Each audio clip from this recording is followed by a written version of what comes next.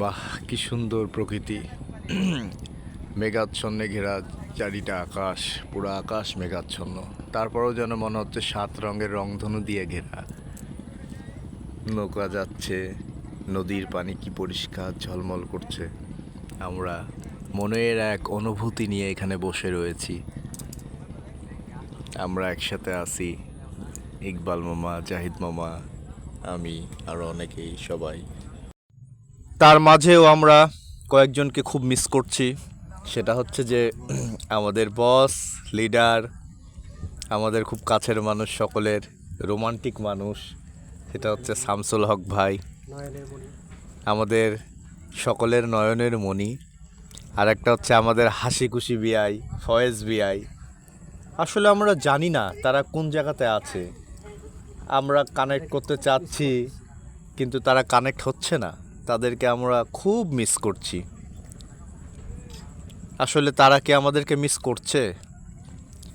আমরা এটা হচ্ছে আমাদের মনের মাঝে একটা প্রশ্ন রয়ে গেল। এই যে আমরা এখানে বসে আছি, এত সুন্দর একটা ফিল, এত সুন্দর জায়গা। জাহিদ মামা তো শুয়ে পড়ছে নৌকার উপরে, কি অবস্থা। ইকবাল মামা বাদাম ছিলতেছে আর আকাশের দিকে চায় রয়েছে। এই সুন্দর জায়গাতে আমরা যে দুজনকে মিস করছি, দুজন তো কেউ নাই। কই গেল এরা? হারিয়ে গেল? এরা কি আর আসবে না?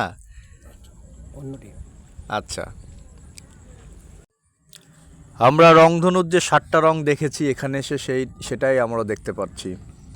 আল্লাহ পাকের অশেষ রহমত, সে আকাশ ছোঁয়া, কি সুন্দর করে সাজানো 7টা রং, আসমান, ওই দূরে গাছগাছালি, কি সুন্দর সবুজ বনাঞ্চল, পানি, মসজিদও দেখা যাচ্ছে দূরে, একটা মসজিদের উপরে টাওয়ার, যেখানে তাকালেই মনটা ভরে ওঠে, প্রাণোজ্জ্বল হয়ে ওঠে, শরীর তাজা হয়ে ওঠে।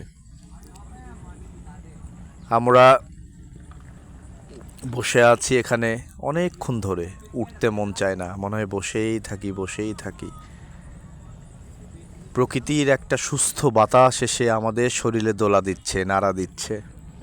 যেই বাতাসে আমাদের মনে হচ্ছে পিওর বাতাস, পিওর একটা অক্সিজেন, যেটা খুবই শরীরের জন্য